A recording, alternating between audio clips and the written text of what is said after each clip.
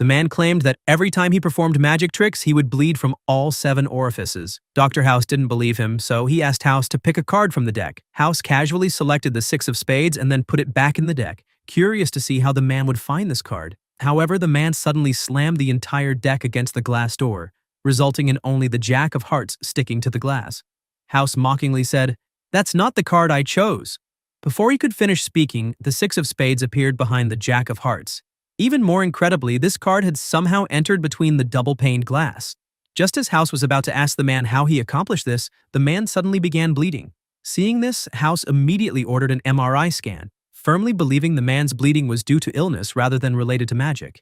However, as soon as the technician started the machine, the man began screaming in pain. After examination, doctors discovered the man was bleeding internally and needed immediate intervention to stop it.